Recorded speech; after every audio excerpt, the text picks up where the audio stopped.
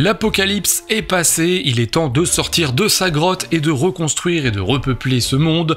Bienvenue dans Revive, le dernier jeu de Matagot qui fait sensation en ce milieu d'année. Bonjour les amis, je suis Nils de la chaîne Jeux en carton, bienvenue. Aujourd'hui, on va parler donc de Revive. Dans cette vidéo, je vais vous expliquer les règles qu'il faut connaître pour pouvoir démarrer instantanément la partie. Donc, il s'agit d'un jeu qui va vous proposer de jouer en mode campagne, qui vous propose donc 5 scénarios pour pouvoir débloquer au fur et à mesure des éléments. Néanmoins, ne paniquez pas, ici je ne vous spoilerai rien du tout, même si lorsque vous allez ouvrir la boîte, finalement, vous allez voir certains éléments assez rapidement. Ici, je vous parle donc des règles qui sont nécessaires pour pouvoir commencer le tout premier scénario, qui sont finalement les règles de base donc de ce Revive. Je vais donc vous parler de la mise en place, du but du jeu, et évidemment toutes les actions et toutes les subtilités à connaître pour pouvoir jouer rapidement donc à ce Revive. On voit ça tout de suite.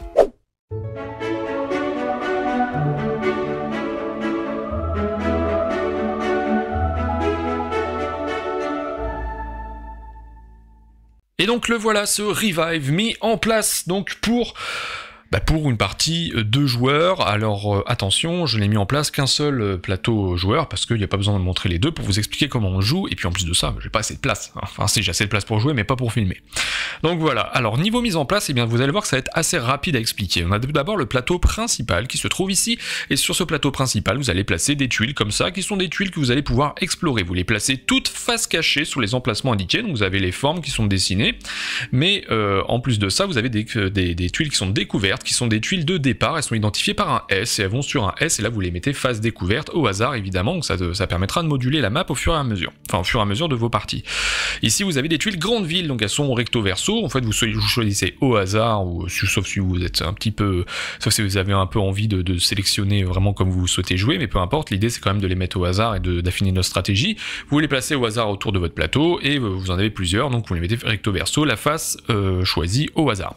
Ici vous avez les grands artefacts, donc vous en mettez autant qu'il y a d'indiqué en fait derrière chacun des artefacts. Donc vous avez une configuration de joueurs. Ici pour un joueur et plus, vous placez celle-ci. Vous avez un joueur et plus, vous avez hop ici encore un joueur et plus, 2 joueurs et plus, etc.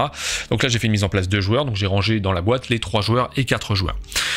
Qu'est-ce que l'on a d'autre? Ici on a une tuile fin de partie avec un 4 indiqué dessus, et en dessous vous avez des tuiles de petits artefacts qui valent 2, donc ça c'est à la fin de la partie. Si vous pouvez plus avoir de grands artefacts, mais vous allez prendre ceci en compensation, mais ça on y reviendra à la fin. Mais en gros vous mettez les 2 en dessous et le 4 au dessus. Le 4 c'est celui qui déclenche la fin de partie, qui le récupérera.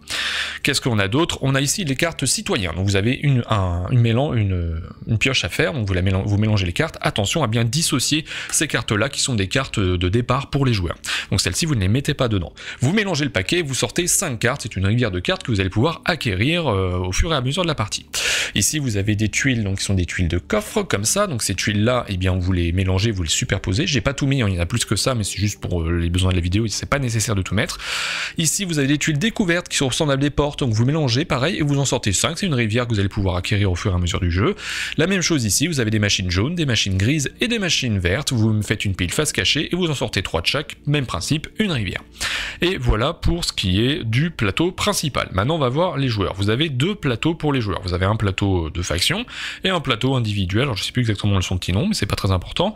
Le plateau de faction, eh bien vous sélectionnez une faction, bien évidemment, vous en avez quelques-unes dans le plateau, vous allez en découvrir au fur et à mesure de la campagne, parce que oui je l'ai pas précisé, mais il y a un mode campagne qui est en fait un tutoriel en 5 étapes, en 5 parties, qui va agrémenter des petites choses au fur et à mesure, et notamment des nouvelles factions. Désolé pour le spoil, mais c'est pas vraiment un spoil, en fait vous voyez, vous ouvrez la boîte et vous avez une planche avec une faction dedans, donc vous le comprenez. Mais dans cette vidéo là je ne me parlerai pas des éléments de la campagne, je vous laisserai découvrir ça, on va parler vraiment des règles du jeu pour que vous puissiez jouer rapidement, et ensuite eh bien vous prendrez le paquet campagne, vous verrez que de toute façon la première partie c'est une partie normale entre guillemets, sans les éléments débloqués, donc forcément vous allez avoir besoin de ces règles là. Donc je reviens à ma mise en place. Ici donc le plateau individuel, le plateau de faction, vous avez sélectionné une faction, vous la placez ici, et vous mettez donc 5 petits bâtiments qui sont ces petites maisons là, vous les mettez sur la partie supérieure gauche et la partie inférieure gauche, gauche, vous avez des grands bâtiments qui sont ceux-là que vous placez ici. Vous avez aussi 7 jetons donc de repopulation, en gros, vous allez placer ici. Vous en avez 7, vous en placez un sur chaque pouvoir, donc chaque faction la même chose. Et ici, vous avez 5 jetons progrès que vous allez placer ici. C'est des choses que vous allez débloquer lorsque vous allez utiliser votre pouvoir de faction. Vous allez mélanger votre paquet, donc ce que je viens de faire là, en gros, vous le mélangez. Votre paquet de départ, vous avez 6 cartes avec un S, qui sont des cartes citoyens, vous mélangez, vous en mettez 3 au hasard dans l'espèce de défaut, ce qui est une zone de repos. Et ici, vous avez 3 cartes face découverte, ce sont des cartes que vous allez pouvoir utiliser immédiatement. Maintenant, on bascule sur ce plateau-là. Donc ce plateau-là, vous allez donc, chaque joueur a le même, là, contrairement au plateau faction. Ici, vous allez placer un jeton progrès sur chacun des emplacements qui ne sont pas des petits cercles comme ça. Donc, vous en avez 15, vous voyez, vous avez des hexagones, vous avez des cercles qui sont creusés, donc ça seront pour placer des machines plus tard. Vous avez des cercles qui sont déjà pré-imprimés, bref. Vous placez 15 jetons, donc comme ça, et ensuite, sur les pistes, vous avez 3 pistes, une piste verte, une piste jaune, une piste grise, et vous avez des cylindres de la même couleur. Eh bien, vous placez chaque cylindre qui correspond sur la piste correspondante, sur le chiffre 1, et donc vous allez faire évoluer ces pistes au fur et à mesure de la partie. En inférieur gauche, vous avez ce jeton interrupteur, donc vous avez une phase rouge, une phase verte. L'idée, c'est que vous puissiez voir le vert, parce que c'est une action que vous allez pouvoir utiliser. En gros, quand c'est vert, vous pouvez l'utiliser, quand c'est rouge, vous ne pouvez plus. Ici, vous avez les ressources, donc vous avez 4 cylindres bleus, et donc ces 4 cylindres bleus, eh bien, vont aller sur chacune des pistes, évidemment. Le premier joueur place les cristaux sur 1, le second joueur les cristaux sur 1 et les engrenages sur 1, et ainsi de suite jusqu'au 4e joueur. Vous prenez une carte comme ça, qui sont des cartes artefacts, qui permettent d'obtenir des points à la fin de la partie. Au début, on vous explique que lorsque vous ne connaissez pas le jeu, vous prenez la première et puis peu importe, mais lorsque vous connaissez le jeu, vous en prenez 2 et vous en sélectionnez une. C'est assez classique, mais finalement, c'est ce qu'il va falloir faire pour jouer à ce revive. C'est plus intéressant de pouvoir sélectionner ses objectifs de fin de partie. Mais bon, pour l'instant, admettons que l'on fonctionne comme ça. On a également ici une carte action suivie d'action avec des cubes d'action. Donc ça, c'est des choses que vous allez passer entre les joueurs. En gros, lorsque vous allez faire une action, vous allez le placer dessus, ça permettra de suivre l'évolution de votre tour, notamment lorsque vous allez réaliser de nombreux combos, ce qui risque d'arriver dans ce jeu, et pour éviter de vous perdre sur les actions gratuites et les actions qui nécessitent de payer entre guillemets une de nos 2 actions, et bien ça vous permettra de suivre un petit peu où est-ce que vous en êtes. Ensuite, vous avez des jetons à placer, enfin des meeples à placer ici. Donc vous avez un meeple ici sur la piste d'hibernation et un meeple là-haut sur la piste de score, et voilà, on a fait le tour de la mise en place de ce revive. Donc quel est le but du jeu dans revive? Eh bien c'est pas compliqué. C'est d'obtenir le plus de points de victoire, bien évidemment. Mais comment est-ce qu'on fait ça? Eh bien, l'idée, c'est que vous êtes dans un monde post-apocalyptique et qu'il va falloir reconstruire et repeupler ce monde-là. Et donc, vous allez obtenir des points de victoire en réalisant pas mal de choses que l'on va voir au fur et à mesure de ces explications. Donc, le but du jeu, obtenir le plus de points de victoire au moment où la partie s'arrête, c'est-à-dire lorsque la totalité des grands artefacts ont été collectés. Dans ce cas-là, quand les grands artefacts ont été collectés, celui qui collecte le dernier récupère la tuile 4 points de victoire et les autres leur restent il leur reste un tour de jeu, et ensuite donc on compte les points. Voilà ce qu'il fallait savoir sur le fonctionnement, enfin sur l'objectif de ce jeu. Maintenant, comment est-ce que ça marche? Eh bien, c'est simple, on va prendre cette carte-là. Vous avez 2 phases dans un tour de revive. Les joueurs vont jouer au fur et à mesure, ils vont sélectionner soit réaliser 2 actions parmi celles qui sont indiquées ici, soit faire une phase d'hibernation, qui est une phase, en gros, vous allez remettre un petit peu en ordre, en entretien, votre plateau. Mais bon, on va suivre donc ces 2 actions que vous allez pouvoir faire. Donc je le dis bien, chaque tour, vous allez sélectionner, soit vous faites 2 actions, soit vous faites une hibernation. Vous pouvez pas faire une action et hiberner ensuite, c'est pas possible. Et ensuite, pendant tout ça, vous avez la possibilité d'utiliser des actions gratuites qui sont les actions que vous allez utiliser grâce, d'ailleurs je ne l'ai pas dit, il faut mettre un jeton énergie au milieu de ce plateau. Ce sont des actions que vous allez utiliser, donc sur ce plateau-là, vous allez pouvoir consommer de l'énergie pour activer des machines qui vont vous donner des bonus immédiats, donc vous allez voir que ça marche plutôt très bien.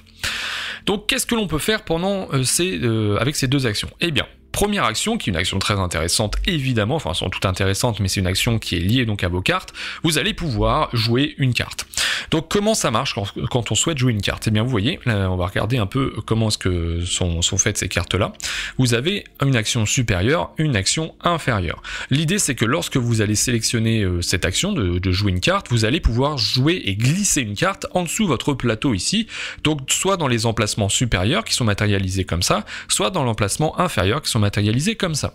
L'idée c'est que si par exemple ici je souhaite avoir 2 ressources engrenages comme ça, eh bien je vais glisser dans la partie supérieure, je fais apparaître les 2 engrenages et je remonte mon marqueur de 2. c'est ni plus ni moins comme ça que fonctionnent les choses. Et donc lorsque vous allez utiliser par exemple cette carte-là, c'est deux livres, ici c'est de la nourriture et des livres, c'est de la culture, et voilà, donc c'est comme ça que ça fonctionne. Lorsque vous choisissez l'action du dessous, vous faites la même chose sur l'action du dessous. Par exemple ici c'est l'obtention d'une tuile découverte, donc vous le placez en dessous ici, et hop je peux obtenir une tuile découverte. Je reviendrai sur ces bonus là après. Il y a ici un emplacement spécial que vous allez pouvoir débloquer, que vous allez pouvoir utiliser exclusivement lorsque vous aurez débloqué cet emplacement là du plateau, notamment en repeuplant, et ça c'est pareil, j'y reviens. Et lorsque vous faites ça, en fait celle-ci vous permet de mettre, c'est l'icône ici, vous permet de placer dans le sens que vous souhaitez la carte, alors qu'ici vous êtes obligé de mettre le haut en haut, et ici le bas en bas. C'est logique, mais il faut le savoir tout de même. Donc maintenant qu'on a vu ça, eh bien on va parler donc de cette tuile découverte dont je viens de vous expliquer. Donc lorsque vous débloquez une tuile découverte, vous sélectionnez une tuile qui se trouve ici et elle va vous permettre d'améliorer les actions de cartes que vous allez utiliser ultérieurement. Par exemple, allez, admettons que j'ai utilisé cette carte là, hop, je la place en dessous et là j'ai le droit d'obtenir une tuile découverte. Je prends celle qui m'intéresse, on va dire tiens c'est celle-ci. Je la prends et je la place immédiatement sur l'un des emplacements de mon plateau. Donc lorsque je place cette tuile, si je la place sur un endroit où il y a une coche ici avec une tuile découverte, eh bien j'obtiens immédiatement l'effet. Si je le place sur un autre endroit, je n'obtiendrai pas l'effet tout de suite.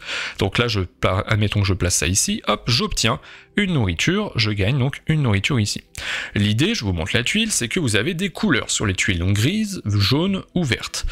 L'idée, c'est que lorsque vous allez utiliser une carte qui correspond de la bonne couleur, eh bien vous allez obtenir le bonus en plus de ce que vous offre la carte. Donc si on reprend, admettons que j'ai récupéré cette carte-là, peu importe, j'ai déjà ce bonus-là, je prends cette carte, je souhaite récupérer 2 engrenages, je le place ici, j'obtiens donc 2 engrenages et une nourriture puisque la couleur correspond. Évidemment, si j'avais utilisé une carte verte, il n'y a pas de verte sur cette tuile, donc je n'obtiens pas ces bonus. Voilà. C'est aussi simple que ça, il n'y a pas beaucoup plus à dire.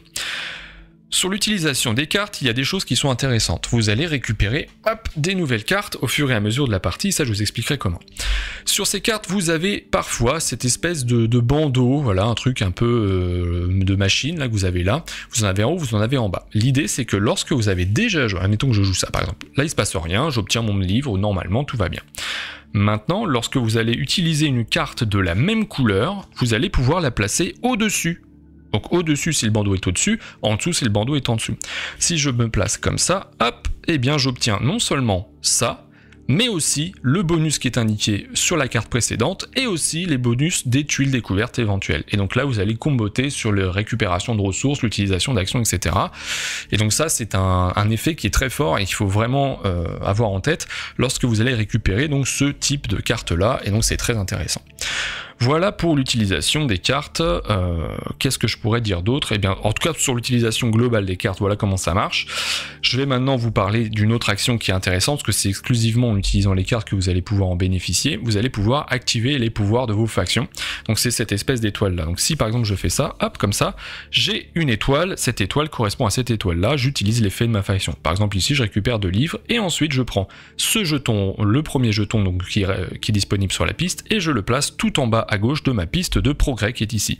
L'idée c'est qu'à chaque fois qu'on va débloquer ces jetons progrès, eh bien on va les placer au fur et à mesure en fait sur cette piste là, et ça nous octroiera plus de points de victoire à la fin de la partie. Par exemple là on voit qu'à chaque fois que je recouvre, j'augmente le nombre de points que j'obtiens, et en plus de ça on va récupérer des bonus d'énergie, des grands artefacts, etc.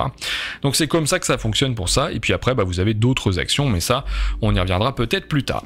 Donc voilà ce qu'il fallait voir pour la première action qui est l'utilisation des cartes. Vous avez l'action interrupteur. Alors l'action interrupteur au départ elle sert pas à grand chose, mais elle sera débloquée, enfin elle sert mais il y aura plus d'effets débloqués au moment où vous jouerez la campagne. Donc là c'est très simple, vous souhaitez utiliser donc l'action interrupteur, vous baissez votre interrupteur, et là ça vous permet d'obtenir une ressource de votre choix. Voilà, c'est tout.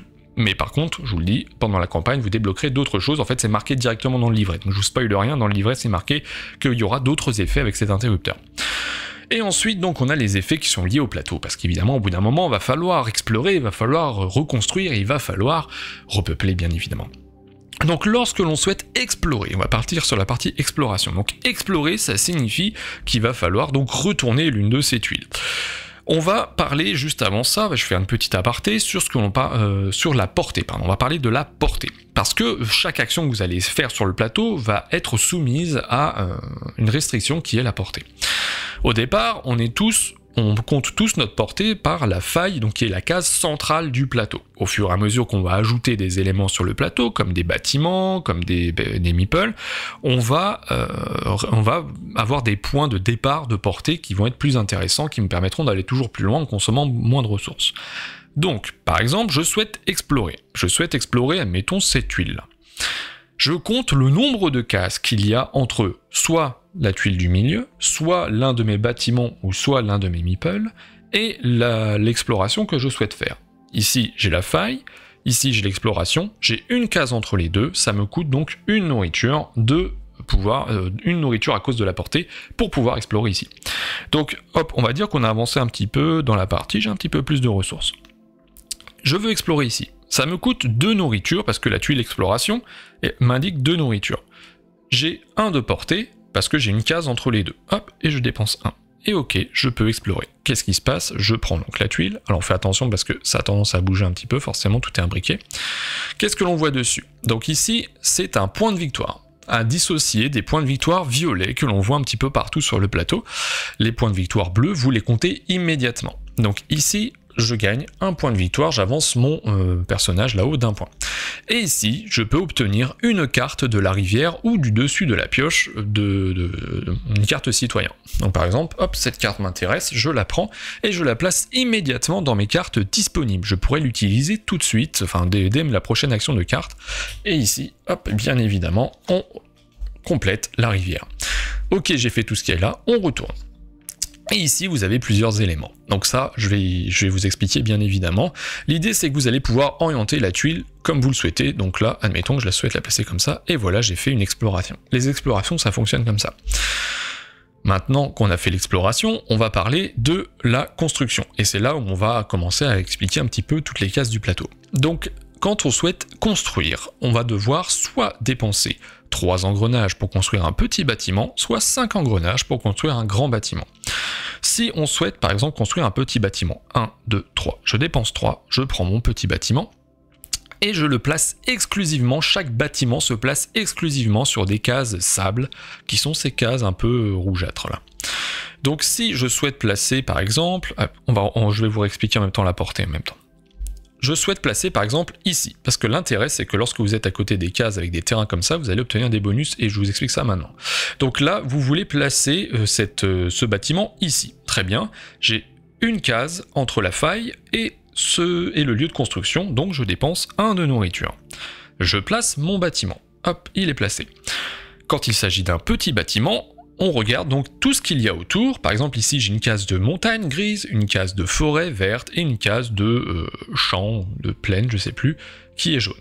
Ça me permet, un petit bâtiment me permet d'avancer de une case sur chaque piste qui correspond au type de terrain qui est autour de moi. Et les pistes sont celles-ci. Là je gagne 1 sur la montagne, donc j'avance de 1, mon marqueur montagne. 1 sur la forêt, j'avance de 1, mon marqueur forêt, et vous l'avez compris, 1 sur les champs, j'avance de 1 sur le marqueur des champs. La différence avec ce bâtiment-là, le grand bâtiment, c'est que vous faites ça 2 fois, tout simplement. Ça compte double. Donc ici, j'aurais pu avancer en mettant ça de 2 ici, 2 là et 2 là. Voilà, c'est tout, c'est la seule différence qu'il y a entre les grands et les petits bâtiments.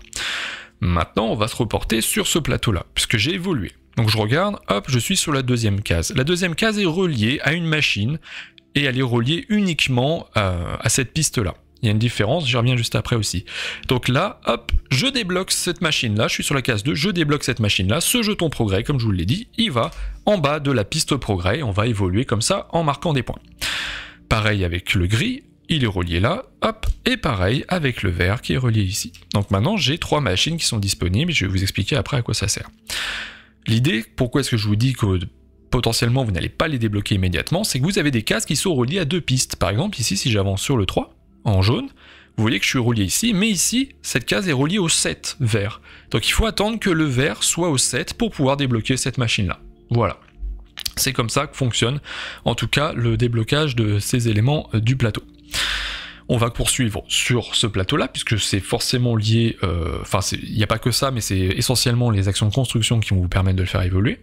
Vous allez donc forcément, au bout d'un moment, continuer et débloquer d'autres choses. Par exemple, ici, si j'avance à 4, hop, je vois qu'ici, il y a cette case qui est reliée, elle est uniquement reliée à la piste jaune, donc je place ça ici. Ici on me dit qu'il y a un éclair, je gagne donc un éclair d'énergie, et ces éclairs là, donc comme je vous le disais tout à l'heure, ils permettent d'activer les machines, et ces machines et ces éclairs vous allez les récupérer lorsque vous allez hiberner.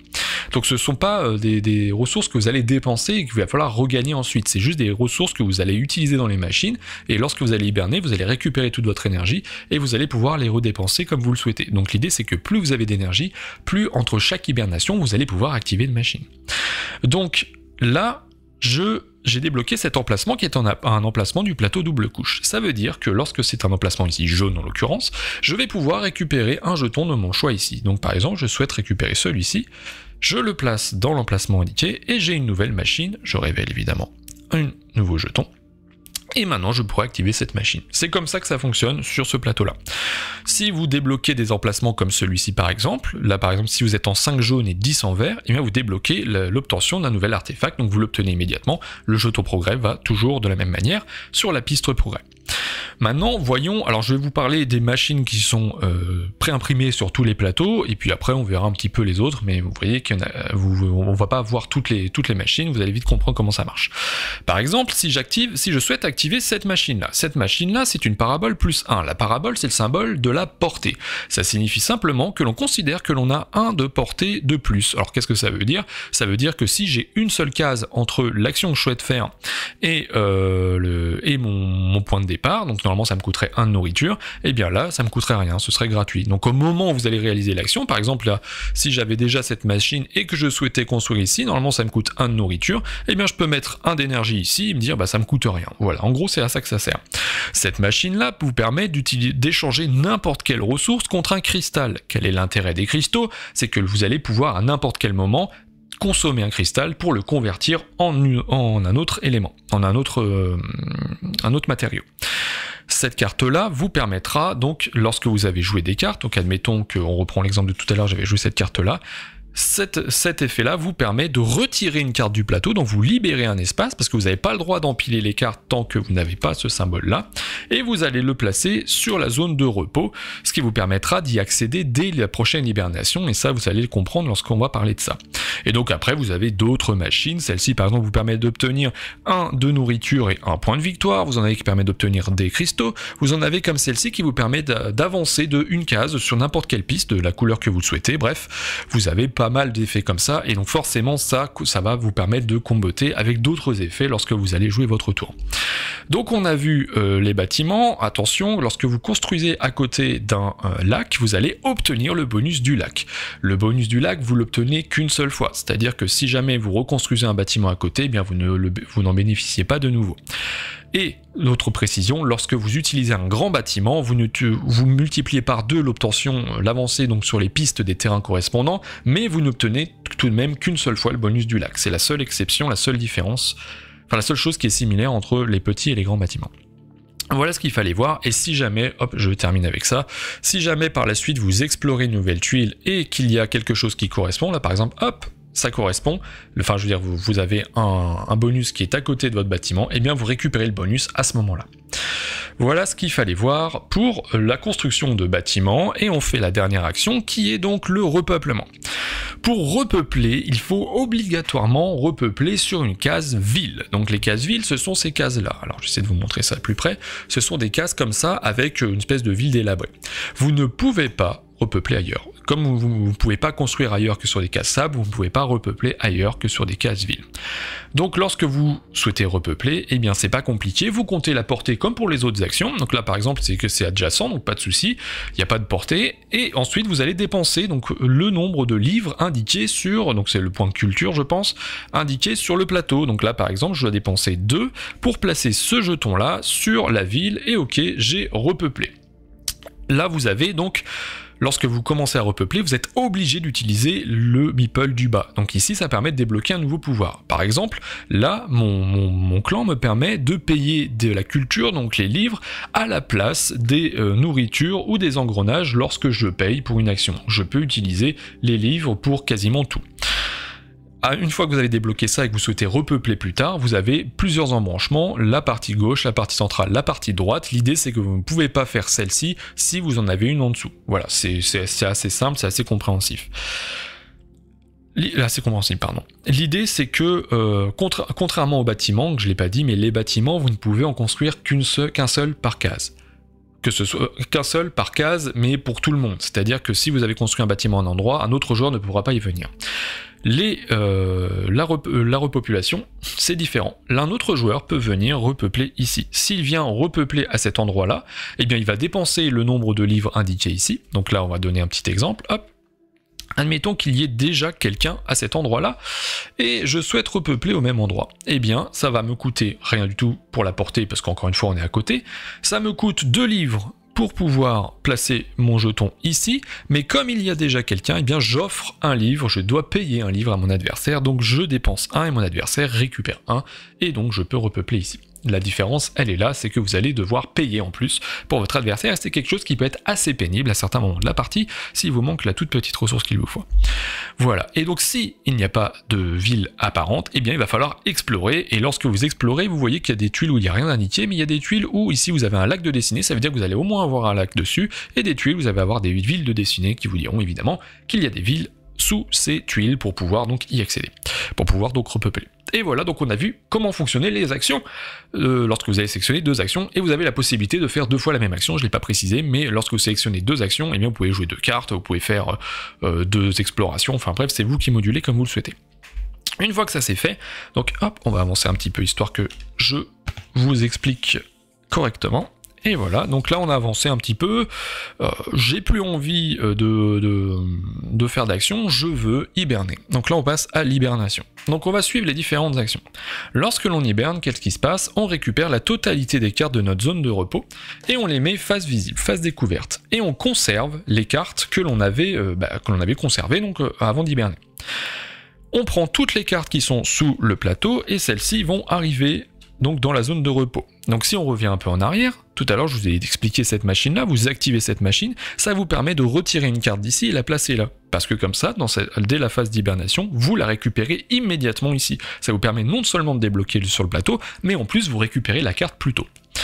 Donc ça c'est terminé, on récupère toute l'énergie que l'on a placée sur les machines, parce que oui les machines on a placé de l'énergie dessus, tant que de l'énergie est dessus on ne peut plus les réutiliser, donc là on récupère hop tous les éclairs et on va pouvoir les replacer donc pendant notre partie. Si notre interrupteur a été utilisé lors d'une action, eh bien hop, on le remonte pour pouvoir le rendre disponible, et on augmente sur la piste d'hibernation en récupérant les éventuels bonus indiqués. Ici par exemple je gagne une tuile, donc une tuile découverte. Tiens d'ailleurs, hop, j'ai pas refait la petite piste des tuiles découvertes.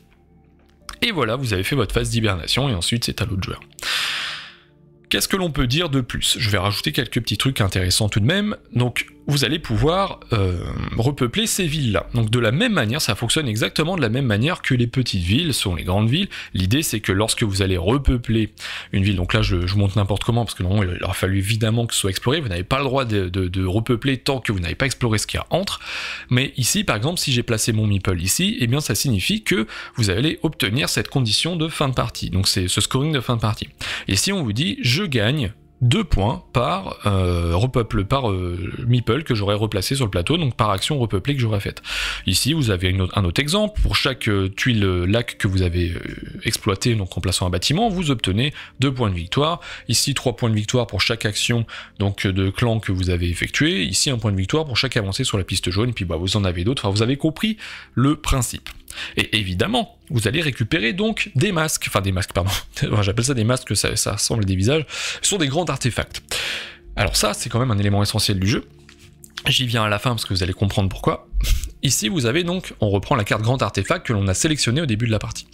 Vous avez 3 couleurs d'artefacts, violet, jaune et gris. Ça tombe bien, ce sont les mêmes couleurs qu'il y a sur le plateau.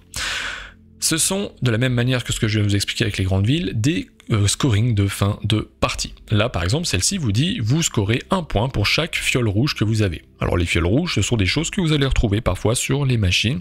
Donc pour chaque fiole rouge que vous avez sur votre plateau, eh bien vous allez compter 1 point. Ici, pour chaque point d'énergie que vous avez débloqué, donc chaque éclair disponible ou placé sur la machine à la fin de la partie, vous allez obtenir 1 point, et pour chaque lac que vous allez explorer, vous allez obtenir 1 point. Lorsque vous allez obtenir un grand artefact, vous allez changer le multiplicateur qui correspond donc à ce nombre de points là. Qu'est-ce que ça veut dire? Eh bien ça signifie simplement que lorsque vous allez, par exemple, admettons que moi je considère que je vais avoir beaucoup d'éclairs d'énergie, je veux donc récupérer cet artefact là au moment où je le débloque. Donc là je peux en débloquer sur cette piste là, je peux en débloquer ici sur cette piste là, je peux en débloquer ici grâce au placement à la repopulation, bref, je prends celui-ci. Mais ça, c'est quelque chose qui est caché, c'est-à-dire que les autres joueurs ne le voient pas. L'idée, c'est que vous allez récupérer donc ce qui vous intéresse, mais potentiellement, vous allez donc diminuer le potentiel de points de votre adversaire s'il souhaitait capitaliser sur le même scoring. Parce que les cartes sont différentes, mais les couleurs sont les mêmes. Donc par exemple, si mon adversaire, lui, son scoring, c'est il va gagner tant de points en jouant la repopulation, mais que vous lui prenez les masques, eh bien il va avoir moins de multiplicateurs. Parce que là, si on avance un petit peu, admettons que j'ai récupéré un peu tout ça, voilà, hop, alors que là j'ai 2 oranges, un rose, donc un rose, je regarde le nombre de fioles que j'ai, donc je gagne 1 point par fiole, j'ai déjà un rose, on considère que ça c'est déjà un artefact que j'ai, donc j'ai 1 fois 1 point par fiole rose, par fiole rouge. Là par exemple j'ai 1 fois 1 point par éclair, mais j'ai récupéré 2 masques orange en plus. Donc là j'ai 1, 2, 3 masques orange, donc ça me fait 3 fois 1, 3 points par éclair d'énergie que j'aurais débloqué. Donc vous allez multiplier le nombre de points que vous allez obtenir de cette manière-là. Donc par exemple, si on est à la fin de la partie, bon même c'est assez improbable, j'ai 3 fois 2 points, donc j'ai 3 points par éclair d'énergie que j'ai, donc 1, 2, 3 masques, fois 1, fois 2, donc 3 fois 2, 6. J'ai gagné 6 points comme ça. Évidemment, c'est pas réaliste, hein, vous allez obtenir beaucoup plus de choses au fur et à mesure de la partie. Et là, donc même principe, ici, là, je n'ai pas pris de masque, donc je n'ai qu'un seul, je n'ai pas pris d'artefact, donc je n'ai qu'un seul multiplicateur, donc 1 fois 1 point pour chaque case de lac que j'ai obtenu. Et donc c'est comme ça que vous allez aussi scorer pas mal de points à la fin de la partie, et lorsque donc le dernier artefact a été récupéré, donc là hop, récupéré ou détruit, parce que vous voyez cette case hibernation là, lorsque vous arrivez en haut, et bien vous allez retirer un artefact, et bien le joueur qui a retiré ou qui a pris l'artefact va récupérer cette tuile là, qui lui permettra de scorer 4 points à la fin de la partie, et si dans les derniers tours il y a des joueurs qui auraient dû récupérer des masques, et bien ils vont récupérer cette tuile là qui leur permettra d'obtenir 2 points à la fin de la partie, au lieu d'obtenir donc ces grands artefacts qui leur auraient permis de scorer un petit peu plus sur certaines conditions. Une autre petite précision intéressante, c'est que là vous avez donc des points de victoire que vous allez obtenir à la fin de la partie. Lorsque vous obtenez des points de victoire, donc bleus comme cela, donc en cours de partie, lorsque votre jeton va passer des bonus comme ça, eh bien vous récupérez les bonus. Donc par exemple ces caisses-là, ce sont des caisses avec des bonus immédiats, donc vous pouvez les utiliser quand vous voulez, donc vous avez un peu de tout, hein. Vous avez des ressources, vous avez des avancées sur les pistes, vous avez voilà comme ça des tuiles découvertes, donc vous les gardez face cachée jusqu'au moment où vous les révélez, et vous les retournez parce que vous les conservez parce que ça peut vous aider dans certaines conditions de scoring de fin de partie. Vous avez la possibilité d'obtenir des grands artefacts ici encore une caisse, ici encore un grand artefact. Attention cependant, lorsque vous comptez les points à la fin de la partie, parce qu'à la fin de la partie évidemment vous allez compter les points que vous allez obtenir à la fin, vous ne récupérez pas les bonus à ce moment-là, c'est uniquement exclusivement au moment où vous jouez et non pas au scoring de fin de partie. Et donc lorsque vous avez terminé la partie, donc le dernier grand artefact a été pris et tous les joueurs ont fini de jouer, et bien vous allez compter les différents points que vous allez obtenir. Par exemple ici, vous avez des points pour chaque meeple que vous avez placé, donc ici 2 et 2, 4 par exemple. Vous allez obtenir des points sur cette piste-là, donc le chiffre visible, le premier chiffre visible vous permettra d'obtenir des points. Ici par exemple c'est 4, alors évidemment encore une fois c'est pas représentatif, hein, on n'a pas joué, je vous ai juste expliqué. Donc là vous obtenez des points, par exemple 4 ici, vous obtenez les points évidemment qui sont liés à vos artefacts, donc ce que je viens de vous expliquer, vous regardez chaque catégorie, vous regardez un peu comment vous vous êtes débrouillé, et vous ajoutez les points de cette manière-là. Vous obtenez aussi un point toutes les 5 ressources que vous avez, donc c'est pas quelque chose qui est très facile à obtenir, enfin c'est vraiment à la fin de la fin pour essayer d'obtenir des points supplémentaires, et vous avez fait donc le tour, vous obtenez aussi des points si vous allez tout au bout des pistes, des pistes de chaque piste, par exemple ici si vous êtes à la dernière case de la piste verte et vous avez dépassé la piste jaune à 6, et bien vous allez obtenir 2 points par carte verte que vous aurez obtenu de cartes citoyennes que vous avez obtenues de la rivière, qui ne sont pas des cartes de départ, et vous avez la même chose avec le gris et avec le vert. Et donc voilà, vous allez scorer un petit peu tout ça. Évidemment, le but à la fin c'est d'obtenir le plus de points, et si vous obtenez le plus de points, et bien vous gagnez la partie, vous gagnez des points aussi, tiens je l'ai pas dit, mais grâce aux grandes villes, évidemment, vous n'êtes pas embêté à faire ça pour rien. Très rapidement, je viens sur le mode solo. Donc le mode solo, en fait, ça fonctionne de la même manière, si ce n'est qu'il n'y a pas d'adversaire. Vous allez placer un cube d'action en bas ici, et l'autre cube, il n'est pas utilisé. L'idée, c'est que vous allez jouer donc un tour, entre guillemets, par une action par tour.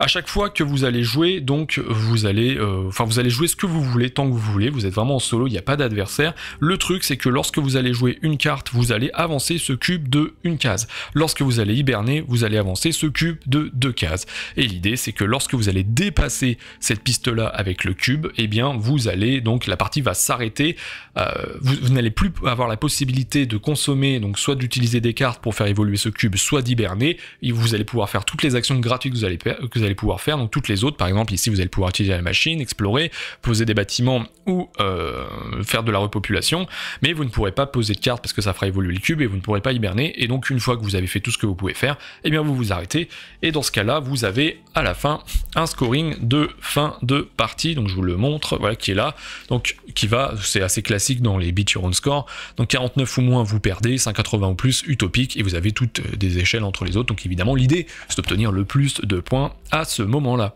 Et c'est tout ce qu'il fallait voir donc concernant ce revive de Matago. On vient de dépasser les 2000 abonnés sur la chaîne YouTube, alors merci infiniment à tous ceux qui me soutiennent depuis le début et ceux qui viennent de me rejoindre.